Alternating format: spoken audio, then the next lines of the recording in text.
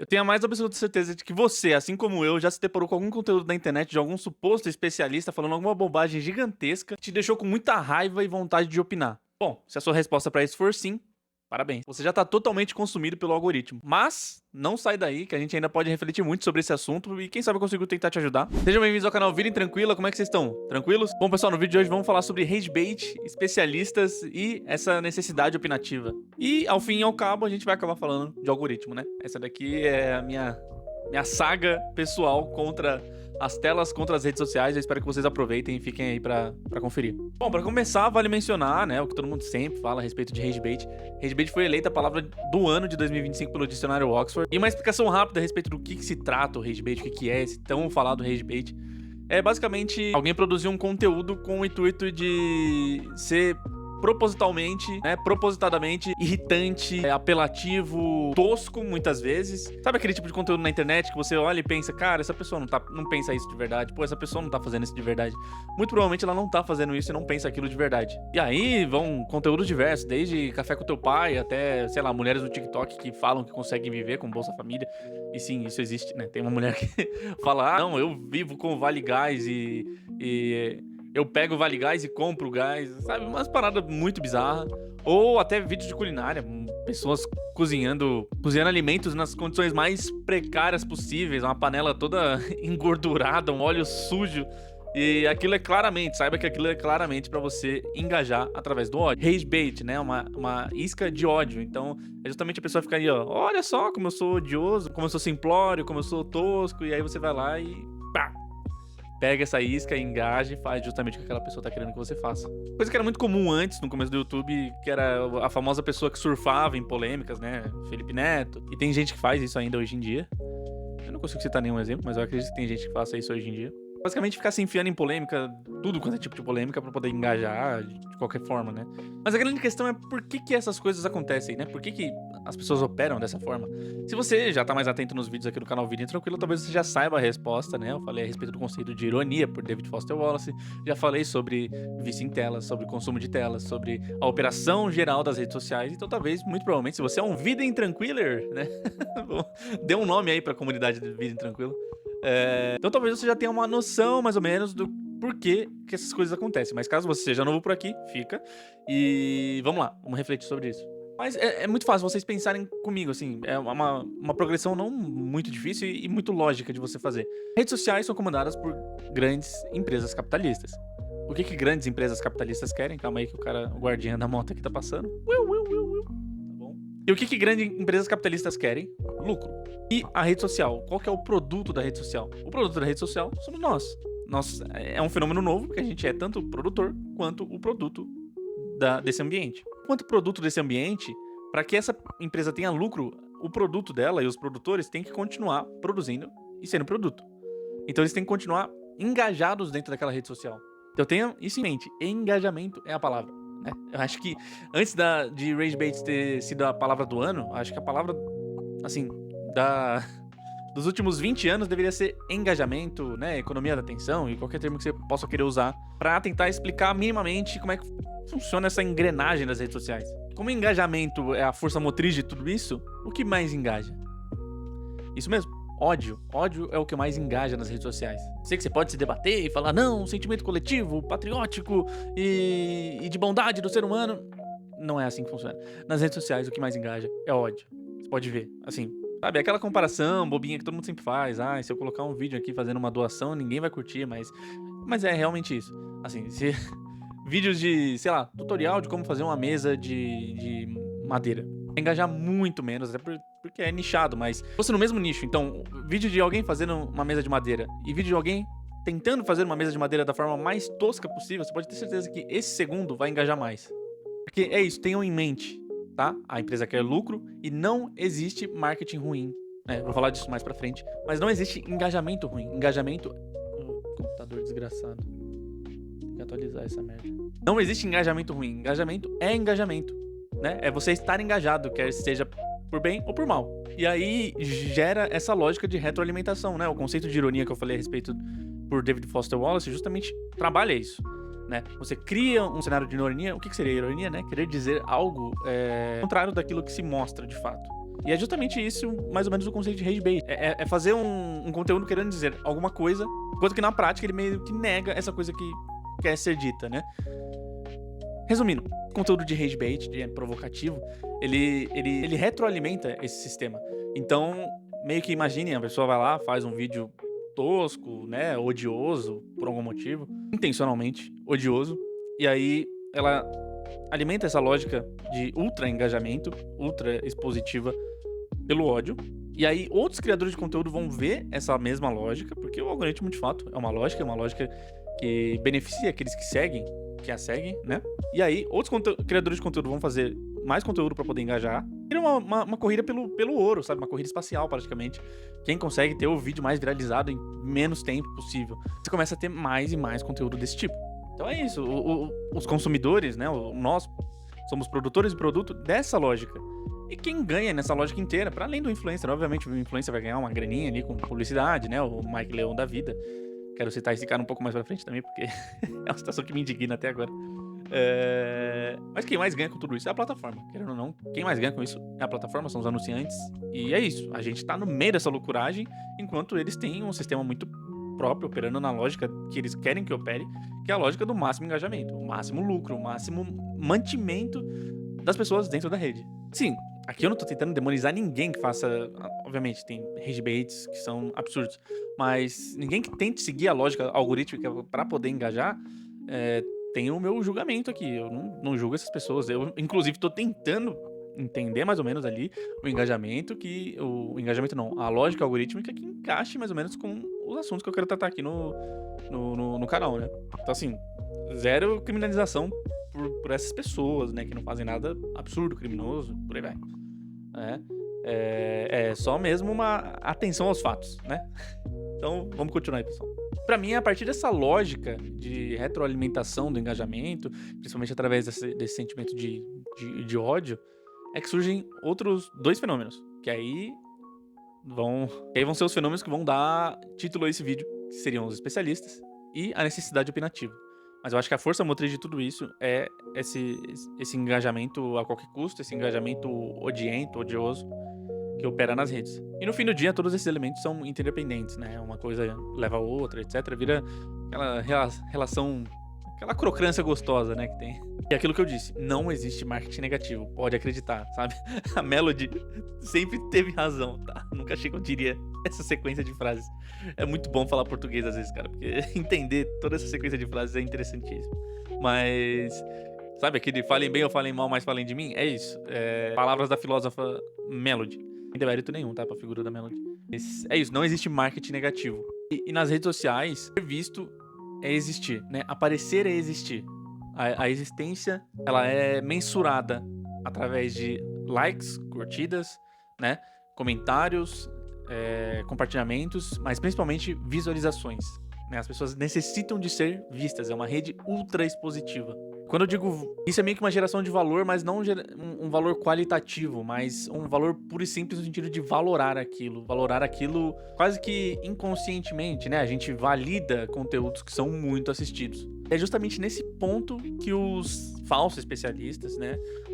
Os tudólogos da internet, eu talvez me enquadre nisso um pouco, mas eu sou honesto, pelo menos.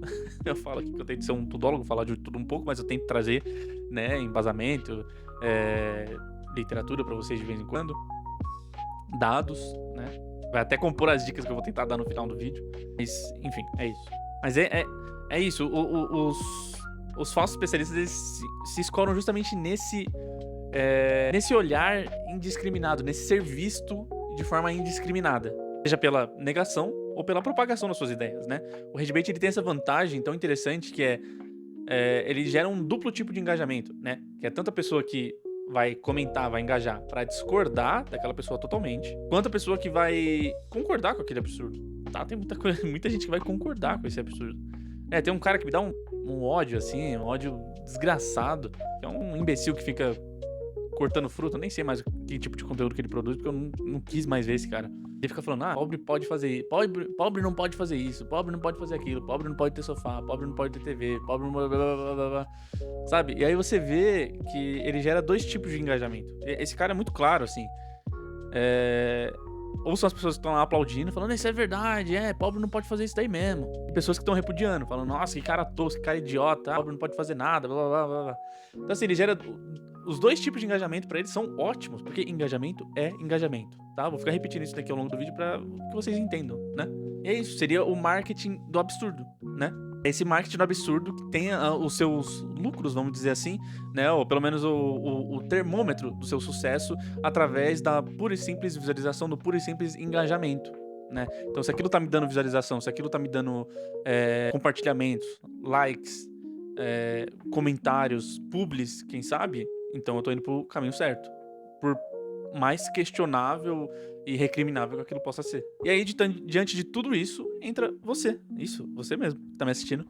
Com a sua vontade, a sua necessidade opinativa. E é justamente essa necessidade opinativa que meio que faz essa roda dar um giro completo e voltar pro topo, né? Então, é aquilo, né? Você cria aquele ciclo, aquele conteúdo odioso, especialistas criam um conteúdo odioso, você tem a necessidade de opinar, e aí você opina, engaja o conteúdo odioso, e o conteúdo odioso se retroalimenta, e ele, de fato, essa mercadoria do conteúdo odioso, ela é efetivada, e aí, ela sendo efetivada, gera validação, né? Então, ela tem view, ela tem like, então, aquilo é validado. As pessoas viram, assistiram ali, curtiram, compartilharam, então aquilo tá aprovado. Por pior que seja, tá aprovado. Que é isso, você pode ser visto, xingado, elogiado, recriminado, penalizado, tudo, né? Todas as ações que a gente pode fazer, absolutamente tudo. Tudo que acontece nas redes sociais culmina em visualização. Culmina em ser visto, né? O princípio é ser visto. Não importa como, não importa por quem. Seja visto, né? Essa basicamente, esse deveria ser o slogan das redes sociais, né? Principalmente dessas redes sociais de fotos, que vocês imaginam qual que eu esteja falando. O slogan deveria ser, seja visto. É isso. Porque ser visto é ser valorado. E aquilo, né? É uma dupla validação. Então, você que tá aí me assistindo, que tem a necessidade opinativa, quanto o produtor de conteúdo, que tem a necessidade de ser visto, no fim do dia, ambos têm a necessidade de ser visto, né? Você faz um comentário, você engaja negativamente, por exemplo, num conteúdo, né? Você vai lá no Café com Deus Pai lá e xinga ele. E tanto ele quanto você, com aquele seu comentário, com aquele seu engajamento negativo, tem a necessidade de ser visto, de querer ser visto, de ser exposto. É isso, é um conteúdo que eu até gostaria de falar um pouco num outro vídeo, mas vou falar num outro momento, muito pra frente, porque eu já tô falando muito sobre telas e consumo e etc. É o fim da vida social, né? Das redes sociais e da vida privada, né? Da vida social e da vida privada. Isso é meio que a gente fica num limbo, né? Porque ao mesmo tempo que a vida social no meio coletivo ela acaba porque as pessoas não conseguem mais se conectar verdadeiramente, a não ser pelas redes sociais e por métricas de redes sociais. Então, você segue essa pessoa, então automaticamente você meio que está com ela, né? Mas é uma relação descorporificada, privada de esquálida de sentimentos, esquálida de qualquer relação humana ali, né? Então, você meio que entra na rede social e ao mesmo tempo que você perde a sua vida privada, você perde a sua vida pública. E aí você fica naquele limbo, naquele meio termo. Enfim, não vou falar sobre isso agora, desculpa. E aí essa lógica valorativa que eu tô tentando explicar pra vocês, né? Ser visto é ser lembrado, né? Ser visto é ser valorado, ser visto é existir. É justamente essa lógica expositiva que eu tô tentando apresentar aqui pra vocês, que pode, né, explicar fenômenos como, por exemplo, o Mike Leão, né? Assim, se você for ver os vídeos dele pré-descoberta da farsa, você vai ficar meio assim, beleza, ele viralizou ali por um conteúdo que claramente era um rage bait, ou pelo menos era uma iscazinha bobinha, tosquinha ali pra você conseguir engajar, né? Aquela coisa do... ele ameaçando queimar um HD e aí não queima o HD, e aí ele fica olhando pro céu e qualquer coisa meio que vira um sinal, um grande sinal pra ele, assim, sabe? É meio tosco, é tosqueira. Mas o que ele fala depois, quando falam, tipo assim, Mike Leão foi desmascarado, e aí ele responde esses vídeos, ele mostra claramente essa lógica, ele entendeu essa lógica, né? Por mais que vocês podem tirar ele pra burro, é um burro, é um idiota, olha o que ele fez, ele tentou enganar todo mundo. Não, pessoal, assim, obviamente ele tentou enganar todo mundo, mas é porque justamente, eu não tô falando que, nossa, como ele é esperto e etc, mas ele é a prova viva de que se uma pessoa entende mexendo aqui, talvez esteja chiando, tá? De que se uma pessoa entende essa lógica algorítmica de tudo isso que eu tô falando, cara, ela consegue engajar. Basta com que ela, sim, não sinta peso nenhum ao deitar a cabeça no travesseiro à noite, como ele, entendeu? Então, assim, foi um programa de TV, pá. E é isso. A resposta que ele dá depois, ela é muito elucidativa disso que eu tô falando. Porque aí falam assim, Mike Leão foi desmascarado. Ele, eu fui desmascarado? Nossa, é só você entrar no meu perfil e você ver as publis que eu tô fazendo, o tanto de seguidores que eu tenho, o tanto de visualização que eu tenho. Então é isso que eu tô falando, entendeu? Ser visto é ser valorado, né? Na cabeça dele, ele é impassível de qualquer tipo de culpa, qualquer tipo de revés moral que possam atribuir a ele, pelo simples fato dele ser visualizado, pelo simples fato dele ter publicidade, né? Dele ser publicado, dele ser visualizado, dele estar engajado. Então, assim, vocês entendem isso? Como essa lógica se concretiza? E não só ele, né?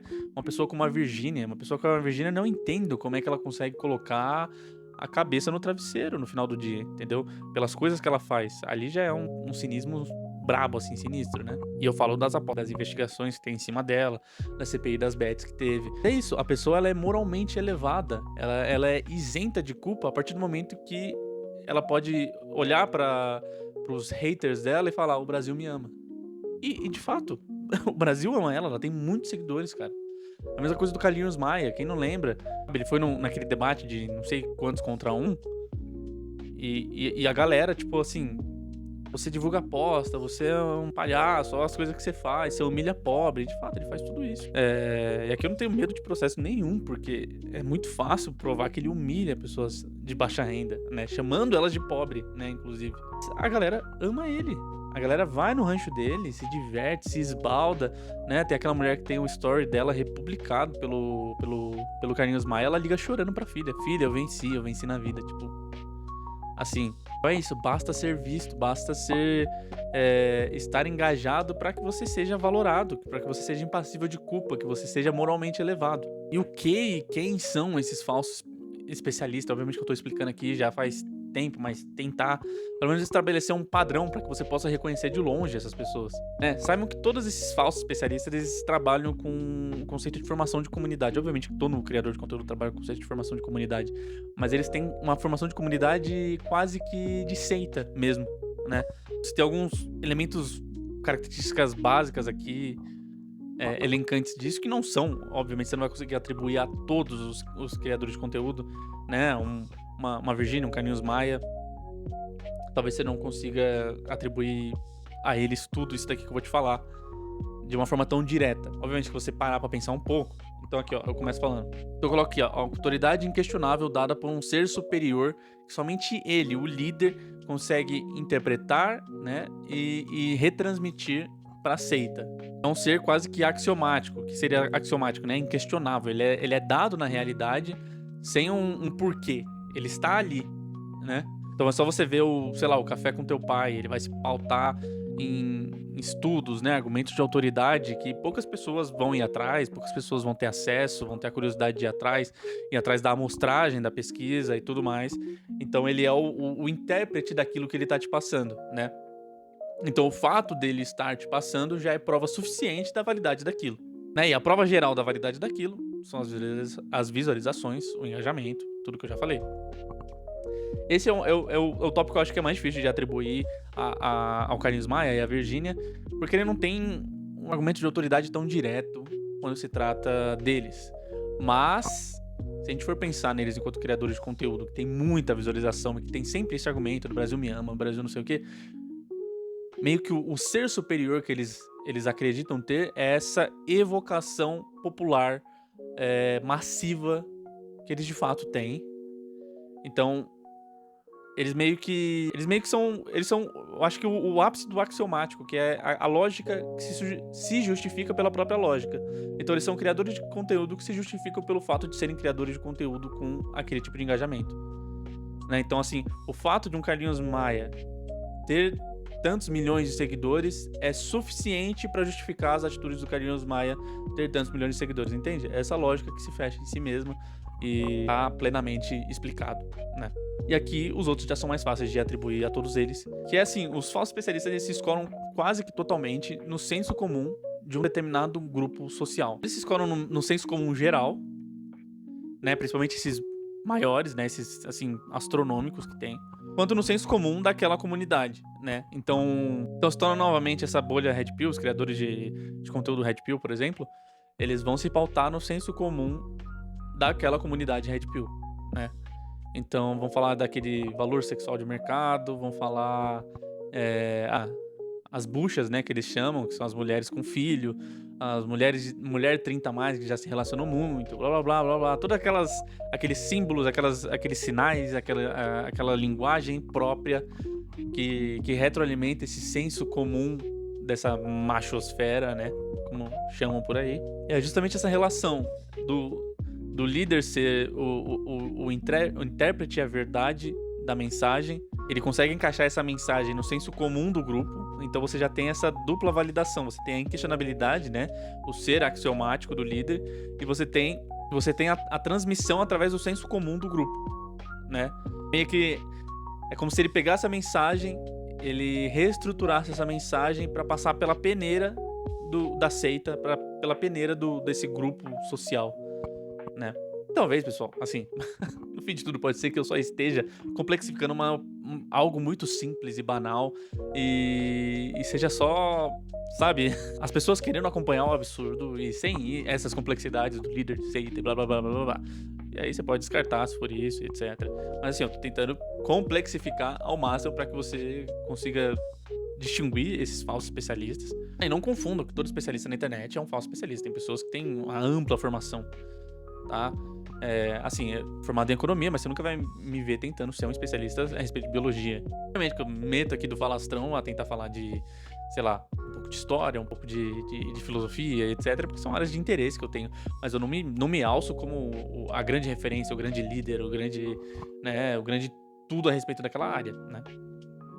Assim, coloquem em xeque tudo que eu tô falando e ou confirmem ou neguem aquilo que eu tô falando sem problema nenhum, tá? Sem frescura aqui. E aí você tendo essa figura axiomática do líder conseguindo transmitir a sua mensagem através de todo o grupo e tendo a validação de todo o grupo, você chega na sacralidade da mensagem. E com a sacralidade da mensagem, o líder ele tem meio que uma possibilidade de ser falho, né? Ele é só um emitente daquela mensagem, que aquela mensagem sim é sacra, ele consegue transmitir aquilo pro senso comum do grupo, e aí o fato de ele conseguir sacralizar essa mentalidade, essa mensagem na mentalidade desse grupo é suficiente para que ele possa simplesmente não praticar aquilo que ele fala, né? Acho que a bolha Red Pill aqui ela é muito interessante para ver esse fenômeno, porque ele se estrutura basicamente nisso, entendeu? São os líderes que basicamente não praticam aquilo que eles falam, né? O cara do café com teus pais, o cara do café com teu pai, assim, ele tem um corpo cheio de tatuagem, né? Ele já se relacionou com outras mulheres, várias mulheres, pelo que ele fala, né, nos podcasts por aí. Pra não ficar nesse cara aí, porque eu sei que ele enche de processo a galera, eu espero que ele não me processe, porque eu sou só um pulga aqui no meio do YouTube. Qualquer coisa eu corto esse trecho. A gente pode falar dos políticos, né? Os políticos Rios da Silva, aí, né? Uma Júlia Zanata que proclama a família conservadora, né? Concretizada no matrimônio, e ela não é casada, né? Por exemplo. Acontece disso, ela não é casada, entendeu? Segue os valores cristãos, mas vive tirando foto armada, né? E tem aquela coroa de flores, que tem uma associação um pouco complicada historicamente. Peço que vocês pesquisem aí, tá? E vejam o porquê que ela não teve coragem de ir com a coroa de flores pra Europa. Mas é isso, entendeu?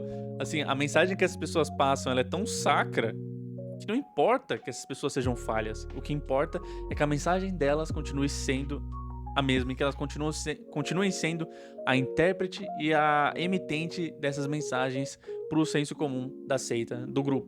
E aí essa mensagem ela se torna tão sacra e tão, às vezes, atrelada ao próprio líder, né? Por mais que exista essa possibilidade de erro, sem que você altere a mensagem, ele ainda é o emitente oficial, vamos dizer assim, né? Ele ainda é necessário para a transmissão da mensagem, tão necessário para a transmissão da mensagem, que o atacar a mensagem é atacá-lo. né? E aí você cria aquela clássica situação de seita em que o líder é inquestionável. Porque se você questiona a mensagem, você questiona o líder, você questiona a seita como um todo, você questiona o grupo como um todo, você questiona toda a verdade que molda aqueles seres ali, né? Eu sei que eu tô me estendendo muito nesse assunto, já não se trata mais quase nem de redes sociais. Provavelmente muitos de vocês já esqueceram que eu estava falando de redes sociais. Mas é só vocês irem ligando os pontos e vendo aí o tanto de especialistas, o tanto de criadores de conteúdo que vão tendo essa seita, tá? Por fim, a mensagem transmitida ela não é tão somente sacra, mas ela é obscura, obscurecida, né? Então é sempre a verdade que não te contaram, né? O que os livros de história esconderam de você, o que o seu professor escondeu de você, o que as mulheres não querem que você saiba, e por aí vai, por aí vai, por aí vai, por aí vai. Sabe? É sempre aquele sentimento de exclusividade, né? Que é o melhor remédio para um simplório, né? Para uma pessoa medíocre, né? Obviamente eu sou medíocre também, mas eu digo uma pessoa simplória, uma pessoa que às vezes simplesmente não se deu um trabalho de elaborar muito a respeito de um tema. E quando você torna essa mensagem obscurecida, você cria essa capa de profundidade, né? Essa impressão de profundidade. Então, por que eu preciso estudar história? Se eu posso simplesmente dizer que a verdade que eu carrego é obscurecida pela história que existe aí, sabe? A história acadêmica. Por que eu preciso estudar história acadêmica, compreender tudo que a academia, sei lá, o que é a escola dos análises, né? Qual foi o período quais foram todas as revoluções industriais, quais foram as premissas da Revolução Francesa. Se eu posso simplesmente dizer que nada disso ou existiu ou é da forma que é apresentada, porque eu detenho o verdadeiro conhecimento histórico, o verdadeiro conhecimento que os seus professores de história não queriam que você soubesse. Então é isso, eu acho que é muito mais o refúgio do simplório, o refúgio do medíocre, né? Você vê uma pessoa falando isso, tá? Se o vídeo começa, o que não querem que você saiba sobre não sei o que, blá blá blá, se afasta, tá? São raríssimos os conteúdos em que você vai conseguir absorver algo realmente de interessante, sabe? Que não seja o Brasil Paralelos.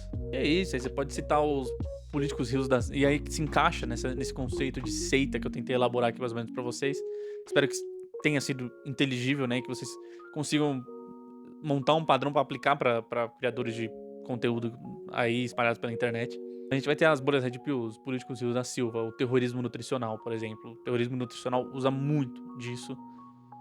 E, bom, a gente tem o Monark, né? Não, acho que o Monark é só um pulga mesmo. O Monark é só um Monark, sabe?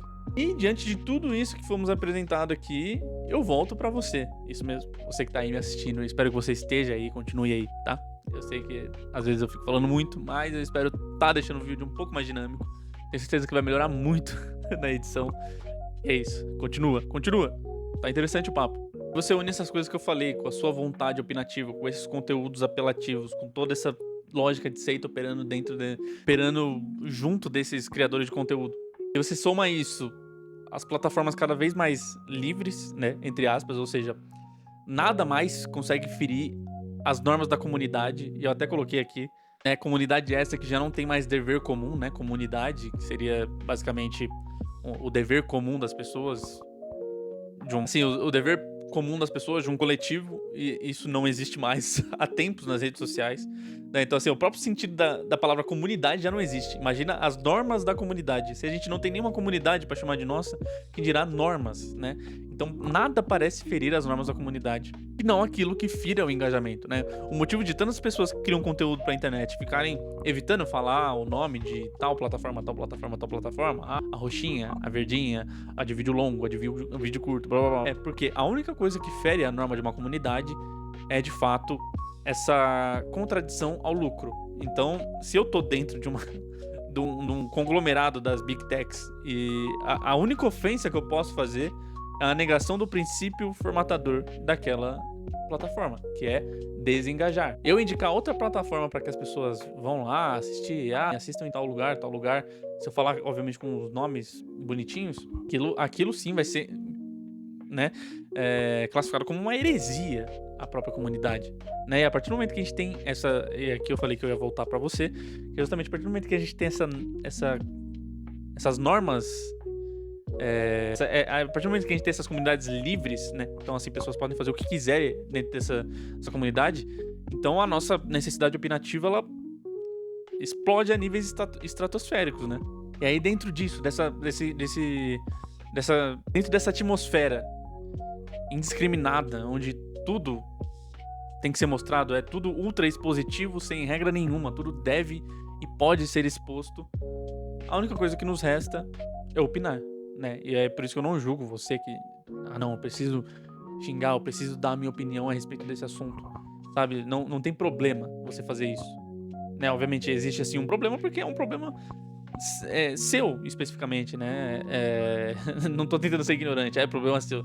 Mas é de fato um problema seu, um problema nosso, um problema meu também, né? Engajar negativamente nessas coisas, porque faz mal pra mim, né? Pro criador de conteúdo ali, ele pode às vezes ficar ofendido com o comentário que eu fiz, mas no fim do dia, o dinheiro vai pro bolso dele e da plataforma, não no meu, né? O único que sai perdendo nessa operação sou eu. Mas é justamente essa nossa opinião, né? Que cristaliza essa lógica do que eu chamo de solipsismo digital, né? Já falei um pouco disso sobre solipsismo digital em um outro vídeo, um termo que eu mesmo tirei da minha cabeça. Talvez já até exista, mas eu tirei da minha cabeça. Que é basicamente tudo existe, né? O que seria o solipsismo, né? As coisas existem à medida do observador. Então, uma floresta, sabe aquela clássica joguete filosófico que as pessoas fazem, né? Uma árvore faria barulho, teria algum som se ela caísse numa floresta vazia. É justamente essa reflexão do solipsismo. Então as coisas existem sem que haja um observador, e aí eu trago essa lógica pra internet, né? E aí eu coloco isso como verdade, né? As coisas não existem sem um observador, né? As coisas existem só à medida que existem observadores, né? Então essa minha necessidade opinativa a respeito de conteúdos como esse retroalimenta essa lógica de existência de conteúdos como esse. E é aquilo, dar opinião é justamente dar o olhar necessário para que aquilo exista, né? E obviamente, eu omitir a minha opinião não vai fazer com que aquilo deixe de existir, né, pessoal? Acho que a gente já tá num nível, assim, que esse vídeo pode sair, outros vídeos irão sair, eu tenho a mais absoluta certeza. Eu posso fazer a crítica mais construtiva e maneira que você vai ouvir aqui. Essa lógica não vai parar de existir, esses vídeos não vão parar de existir. Então, assim, eu tô tentando fazer uma reflexão aqui quase que a nível, não individual, porque eu quero atingir o máximo de pessoas possíveis, mas eu gostaria que seja uma reflexão de vocês, né? Uma mudança de lógica interna para que vocês possam operar de uma forma diferente e ter uma vida mais tranquila. E por fim, qual que seria a solução então, né, Thiago? Você tá tão falando aí, não sei o que, só batendo. Qual que é a solução? Bom, solução geral, para resolver de vez a coisa. Mesmo? Não tem. Não tem. Infelizmente eu não vou conseguir trazer essa solução pra vocês. Acho que não tem e ninguém tem, muito provavelmente. Sabe, eu acho que nem os próprios criadores, né? Tem aquele documentário lá que mostra que assim, os caras fizeram uma IA com uma lógica tão complexa e tão complexificante, porque ela vai se remodelando conforme ela vai aprendendo, que nem eles mais sabem como é que opera, né? Então assim, nem eles têm a solução geral da coisa. Qual que seria a solução geral? Sei lá, tira tudo da tomada e vamos, sei lá, voltar a brincar na rua e sair na porrada com, sei lá, quando isso aconteceu. Sim, solução geral sem nada no horizonte. Não tem, assim, eu acho que são paliativa pra tentar amenizar a situação. Regulamentação das redes, né, pessoal? Acho que, assim, as redes sociais não dá pra ser uma terra de ninguém. Eu tô terminando de ler aquele livro A Geração Ansiosa, muito bom mesmo. E não dá pra ser uma terra sem lei justamente porque atrapalha a formação das crianças, das gerações mais novas, dos adolescentes, né? É muito interessante como que o autor vai trabalhando isso, ele vai reforçando isso, né? A infância do brincar e a infância do celular, né? E celular, ele expande o conceito do celular, não só, né, do celular, mas de, tipo, celular de célula, né? De ser dividido em célula, de estar apartado como se fosse uma célula mesmo. E quanto isso prejudica, né? Ele faz muito a análise entre a metamorfose que ocorre com uma borboleta, que ocorre por fatores externos, enquanto que em contrapartida a mudança cognitiva cerebral do ser humano, ela ocorre justamente de fatores externos, né? Da pessoa experienciar as coisas certas na idade certa, né? E ele fala uma coisa muito legal, que na internet todo mundo é adulto, né? Independente se for uma criança de 5 anos, pegou o celular escondido da mãe para acessar, ela passa a ser um adulto na internet. Porque qual que é a premissa do adulto, né? Aqui, quando a gente completa 18 anos, nos Estados Unidos, quando a gente completa Quando a gente não, né? Eu não tô nos Estados Unidos. Mas quando as pessoas completam 21 anos, qual que é a premissa do adulto? É ter acesso irrestrito a tudo, né? E na internet, todos são adultos, né? Você que tá aí me assistindo, que talvez seja menor de idade, peço que você saia, né? Obviamente esse vídeo não é pra você. Mas a pessoa que tá me assistindo aí, escondida dos pais, é um adulto, né? Na internet, ela é adulta, entendeu? Porque ela pode acessar tudo. Os sites pornográficos lá perguntam, você tem mais de 18? É só a pessoa colocar sim. Aí o site fala, beleza, pode passar. Vai, circulando. Sim, que absurdo é esse, cara? Sabe? Não existe isso, entendeu? Tem que ter uma comprovação, cara. Sabe, as redes sociais não atrelarem um CPF, não vai ter só esse controle de idade, esse controle de desenvolvimento. Mas, poxa, as pessoas vão pensar 2, 3 vezes antes de cometer um crime na internet, cara. Se você tem uma conta atrelada ao seu CPF, você vai ficar falando besteira à torta direita, você já não deveria estar fazendo isso, tá? Assim, saibam que se você tá no mercado de trabalho, mercado privado, saibam que as empresas, elas olham isso, tá, pessoal? Então, assim, evita ficar xingando quem você não gosta na internet, emitindo as opiniões polêmicas, bobas, porque as empresas olham tudo isso na hora de contratar, tá? Então, fica atento. Mas, assim, a regulamentação, ela passa por tudo isso daí, né? Até pra você, né, os ditos arautos da liberdade de expressão, né? Tipo, eu citei o Monark.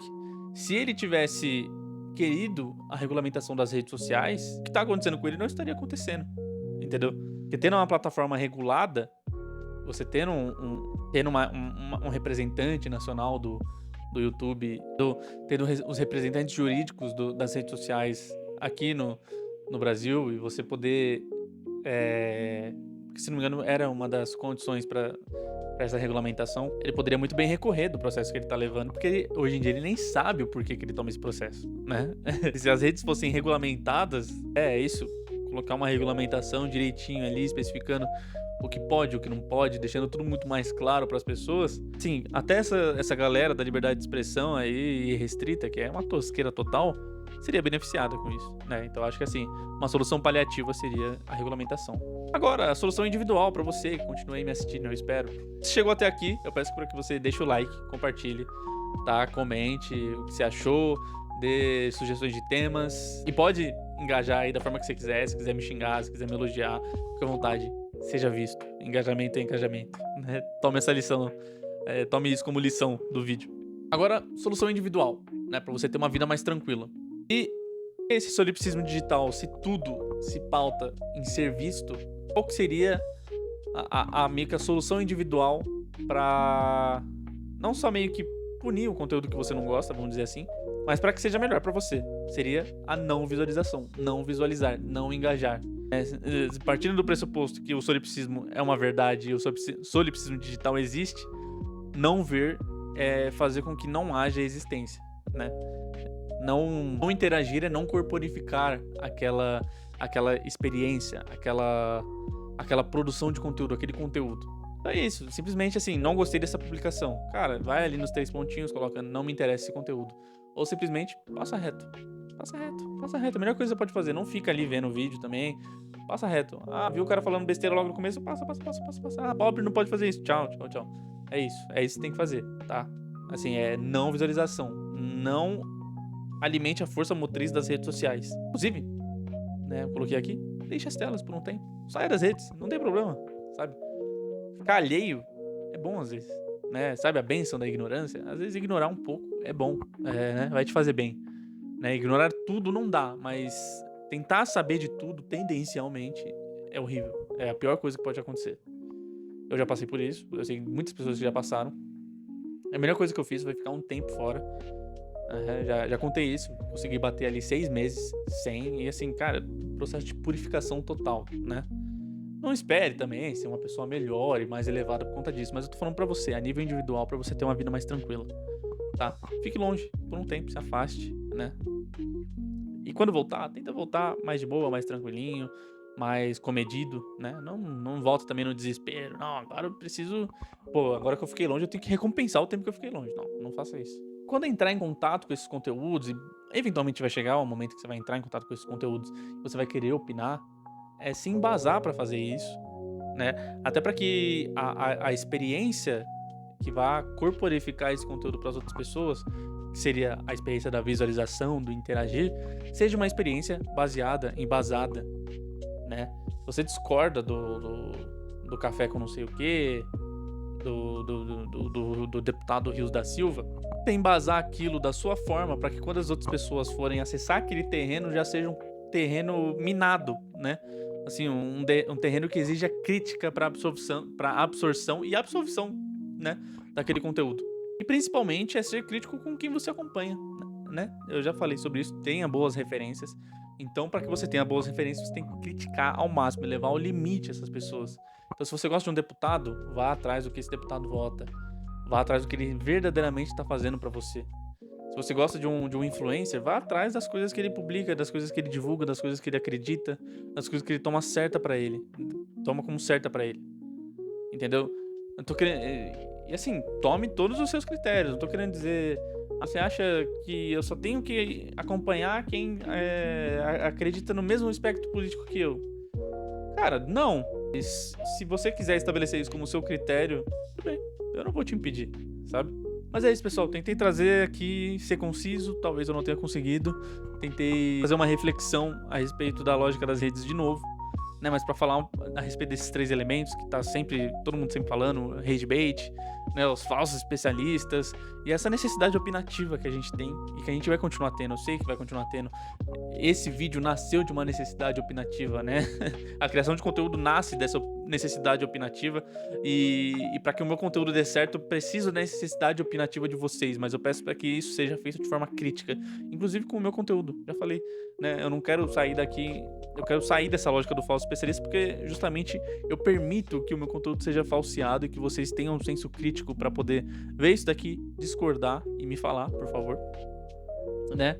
Eu não quero crítica construtiva, tá? Esqueçam isso, não existe crítica construtiva. Crítica é feita para ser destrutiva, tá? Não existe crítica construtiva que não altere a estrutura de absolutamente nada, senão não é crítica.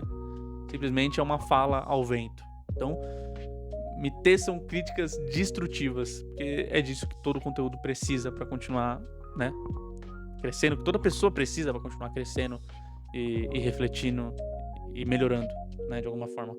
Mas é isso, não esqueçam de deixar like, compartilhar.